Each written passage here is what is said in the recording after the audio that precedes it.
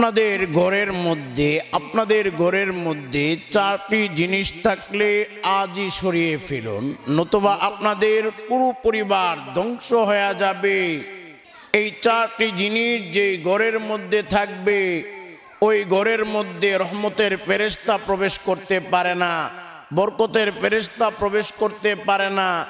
আর যেই ঘরের মধ্যে রহমত আর বরকতের ফেরেশতা প্রবেশ করতে পারে না ওই ঘরের মধ্যে রহমত আসে না, বরকত আসে না। আর যেই ঘরের মধ্যে রহমত বরকত না থাকে ওই ঘরের মধ্যে পরিবারের মধ্যে অভাব অনটন অশান্তি ঝামেলা বিপদ আপদ লেগেই থাকে। অনেক টাকা ইনকাম করার পরেও দেখা যায় মাস শেষে ঋণ হয়ে যায়, টাকার মধ্যে কোনো বরকত থাকে না। এমনিভাবে এই চারটি জিনিস যেই ঘরের মধ্যে থাকবে ওই ঘরের মধ্যে নামাজ পড়লে নামাজ কবুল হবে না, রোজা করলে রোজা কবুল হবে না, দোয়া করলে দোয়া কবুল হবে না, কোনো ধরনের ইবাদত বন্দেগী কবুল হবে না। এই চারটি জিনিস যেই ঘরের মধ্যে থাকবে ওই ঘরের মধ্যে। এই জন্য প্রিয় ভাইয়েরা, প্রিয় মা বোনেরা, আজকে আপনারা বয়ানটা শুনে দেখবেন এই চারটি জিনিস আপনাদের ঘরের মধ্যে আছে কিনা, বা এই চারটি জিনিসের কোনো একটি জিনিস আপনাদের ঘরের মধ্যে আছে কিনা। যদি থাকে তাহলে আজই সরিয়ে ফেলবেন। আজকে অনেক ঘরের মধ্যে এই চারটা জিনিসের কোনো না কোনো একটা জিনিস থাকে না জানার কারণে। এই জন্য আজকের এই বয়ানটা শুরু থেকে শেষ পর্যন্ত শুনে আপনারা দেখবেন আপনাদের ঘরে এই চারটি জিনিস আছে কিনা। যদি থাকে তাহলে দেরি করবেন না, আজই সরিয়ে ফেলবেন। প্রিয় ভাইয়েরা, প্রিয় মা বোনেরা, আমাদের কলিজার টুকরা পিয়ারা নবীজি সাল্লাল্লাহু আলাইহি ওয়াসাল্লাম বলেন, এই চারটি জিনিস যে ঘরের মধ্যে থাকবে ওই ঘরের মধ্যে রহমতের ফেরেশতা আসবে না, বরকতের ফেরেশতা আসবে না। আর যেই ঘরের মধ্যে রহমত আর বরকতের ফেরেশতা না আসে ওই ঘরের মধ্যে রহমত বরকত আসে না। আর যেই ঘরের মধ্যে রহমত বরকত না আসে ওই ঘরের মধ্যে সুখ শান্তি থাকে না, ওই ঘরের মধ্যে অভাব অনটন অশান্তি ঝামেলা বালা মুসিবত বিপদ আপদ লেগেই থাকে। প্রিয় ভাইয়েরা, প্রিয় মা বোনেরা, ভালো করে মনে রাখবেন এই চারটি জিনিসের মধ্যে এক নাম্বার হলো যেটি মেশকাতের 4489 নাম্বার হাদিসে বর্ণিত, যে হাদিসটি সহিহ বুখারী এবং মুসলিমে বর্ণিত হয়েছে। আমাদের কলিজার টুকরা পিয়ারা নবীজি সাল্লাল্লাহু আলাইহি ওয়াসাল্লাম বলেন, লা তাদখুলুল মালাইকাতু বাইতা ফিহি কালবুন ওয়ালা তাসাউইর। আমাদের নবী বলেন, যেই ঘরের মধ্যে কুকুর অথবা কোনো প্রাণীর ছবি থাকে ওই ঘরের মধ্যে রহমতের ফেরেশতা প্রবেশ করে না, বরকতের ফেরেশতা প্রবেশ করে না। এখন কথা হলো এই চারটি জিনিসের মধ্যে এক নাম্বার হলো যেই ঘরের মধ্যে কুকুর অথবা কোনো প্রাণীর ছবি থাকে। যদি আপনার ঘরে কুকুরের ছবি থাকে বা কোনো প্রাণীর ছবি থাকে তাহলে আপনার ঘরে রহমতের ফেরেশতা আসবে না, বরকতের ফেরেশতা আসবে না। আপনার ঘরে নামাজ পড়লে নামাজ কবুল হবে না, ইবাদত বন্দেগী কবুল হবে না, দোয়া কবুল হবে না।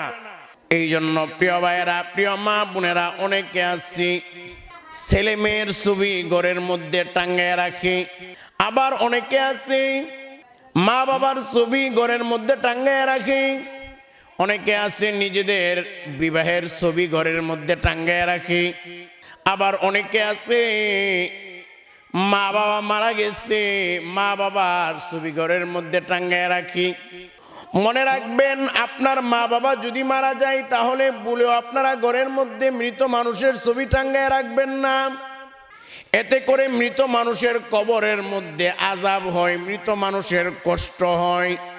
প্রিয় ভাইয়েরা, প্রিয় মা বোনেরা, ভালো করে মনে রাখবেন এগুলো আমার বানানো কোনো কথা নয়। এই প্রসঙ্গে অনেকগুলো হাদিস এসেছে, যেমন সহিহ বুখারীর বর্ণনা, আম্মাজান আয়েশা রাদিয়াল্লাহু তাআলা আনহু বাজার থেকে একটি বালিশ অথবা গদি ক্রয় করে আনলেন, যেটার মধ্যে ছবি ছিল।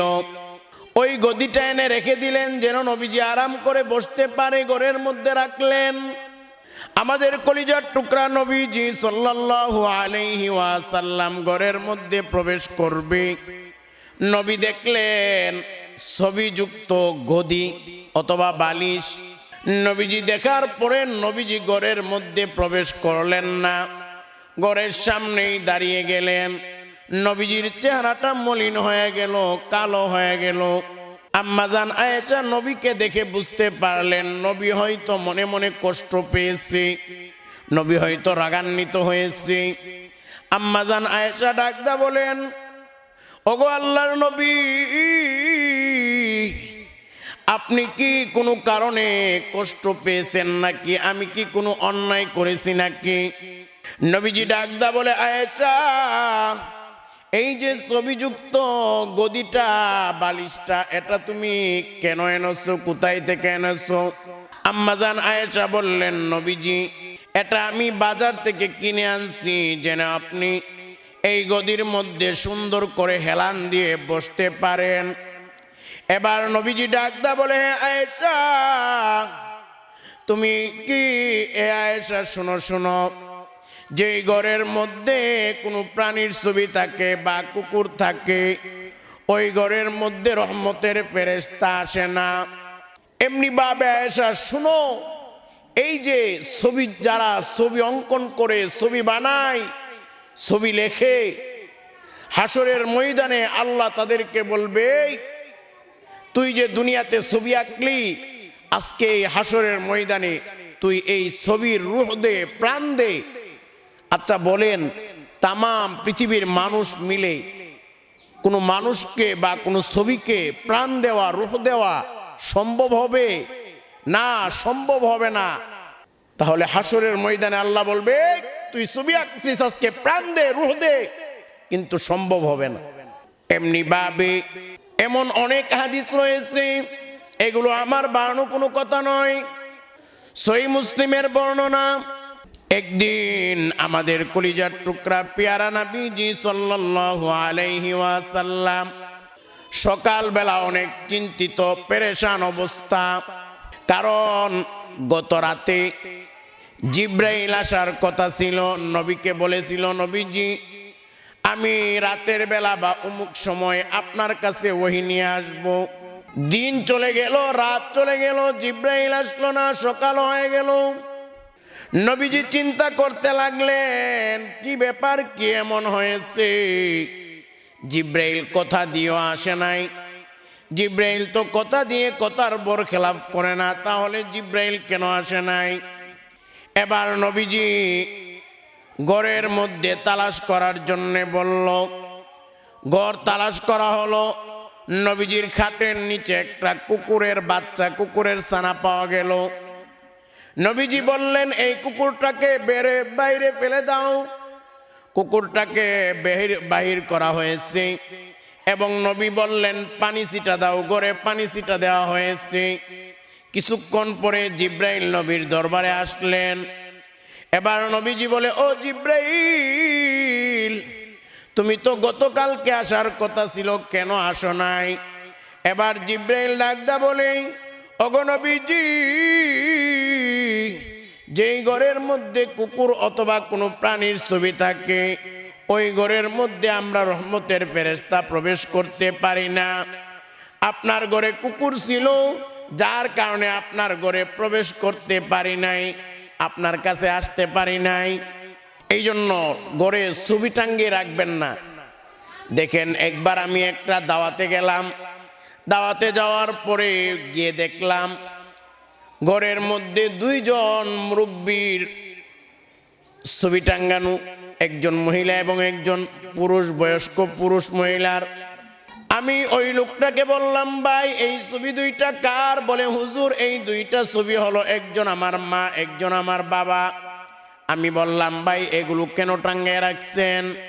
বলে, হুজুর, আমার মা বাবা দুনিয়াতে নাই, দুনিয়া থেকে বিদায় হয়ে গেছে। মা বাবার কথা স্মরণ হলে এই ছবিগুলা দেখি, এই জন্য টাঙ্গায় রাখছি। আমি বললাম, ভাই আপনি কেন আমাকে দাওয়াত করেছেন? বলে, হুজুর আপনি আমার আব্বা আম্মার জন্য দোয়া করবেন, দোয়া করার জন্য দাওয়াত দিছি। আমি বললাম, ভাই আপনার ঘরে আমি কেন? সারা পৃথিবীর মানুষ মিলে যদি দোয়া করে, কাবার ইমাম এসেও যদি দোয়া করে, কারো দোয়াই কবুল হবে না। কারণ আপনার ঘরের মধ্যে ছবি টাঙ্গানোর কারণে রহমতের ফেরেশতাই প্রবেশ করতে পারবে না। আমি বললাম, ভাই এই ছবিগুলো টাঙ্গিয়ে রাখবেন না, এই ছবিগুলো এখনই খুলে ফেলুন, নিয়ে পুড়ে ফেলুন। কারণ এই ছবিগুলো এভাবে টাঙ্গিয়ে রাখার কারণে আপনার বাবার কবরে, আপনার মায়ের কবরে জাহান্নামের আগুন যাইতেছে, জাহান্নামের সাপ যাইতেছে, জাহান্নামের আযাব হইতেছে।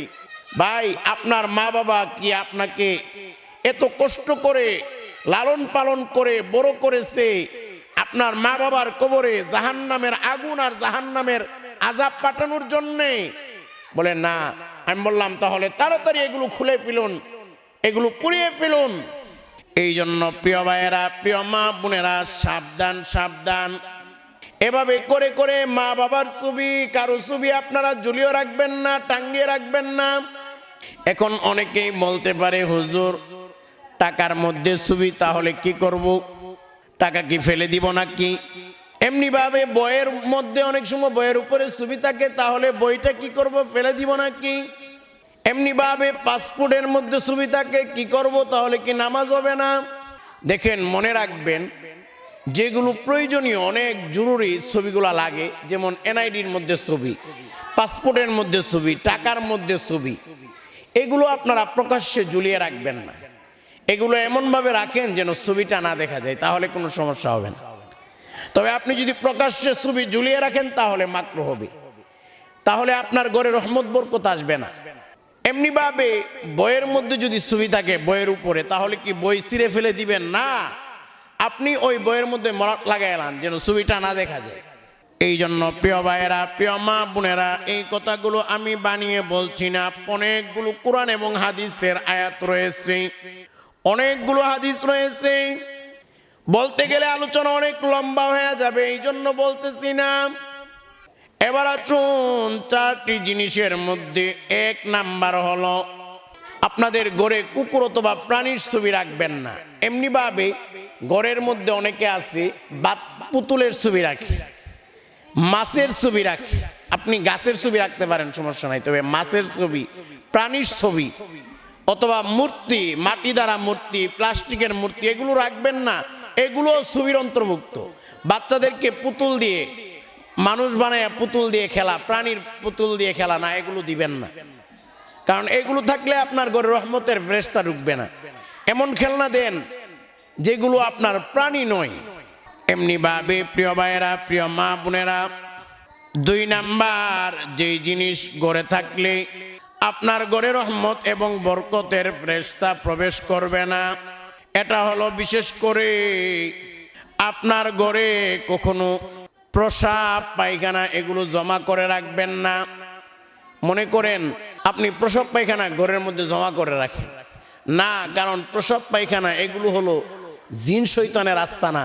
জিন শয়তান নাপাকিকে অনেক পছন্দ করে।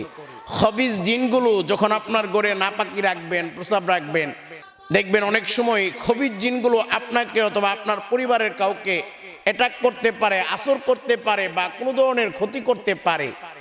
এই জন্য সাবধান, প্রসাব পায়খানা জমা করে রাখবেন না। বাচ্চারা প্রসাব করলে বা কোনো প্রসাব পায়খানা থাকলে এগুলো যত তাড়াতাড়ি সম্ভব আপনারা এগুলো পরিষ্কার করে ফেলবেন, বাহিরে ফেলে দিবেন, পরিষ্কার করে ফেলবেন। প্রিয় ভাইয়েরা, প্রিয় মা বোনেরা, এমনি ভাবে তিন নাম্বার যেই জিনিস আপনাদের ঘরে রাখবেন না, এটা হলো বিশেষ করে বাদ্যযন্ত্র। বাদ্যযন্ত্র এগুলো রাখবেন না। গিটার, হারমোনি, বিভিন্ন ধরনের বাদ্যযন্ত্র, এই বাদ্যযন্ত্রগুলো আপনারা ঘরের মধ্যে রাখবেন না। কারণ এই বাদ্যযন্ত্র রাখলে আপনাদের ঘরে রহমত বরকত হবে না। আর যেই ঘরে রহমত বরকত না থাকে ওই ঘরে অভাব, অনটন, অশান্তি, দারিদ্রতা লেগে থাকে। এমনি ভাবে চার নাম্বার যে জিনিস আপনাদের ঘরে রাখবেন না, এটা হলো বিশেষ করে হিন্দুদের মন্দিরে যে ঘন্টি আছে, এই ঘন্টি আপনারা আপনাদের ঘরে রাখবেন না। এই যে চারটি জিনিসের কথা বলা হলো, আজকে বয়ানটা শোনার পরে আপনারা দেখবেন যে এই চারটা জিনিসের কোনো একটা জিনিস আপনাদের ঘরে আছে কিনা। যদি থাকে তাহলে দেরি করবেন না, আজই ফেলে দিবেন, আজই সরিয়ে ফেলবেন। আজকে অনেকে না জানার কারণে এই চারটি জিনিস অনেকের ঘরে থাকার কারণে তাদের ঘরের মধ্যে রহমত নাই, বরকত নাই। দেখা যায় অনেক টাকা ইনকাম করে, ইনকাম করার পরেও অভাব দূর হয় না, অশান্তি দূর হয় না। একটার পরে একটা বিপদ, একটার পরে একটা রোগ, একটার পরে একটা বালা মুসিবত শুধু লেগেই আছে, লেগেই থাকে।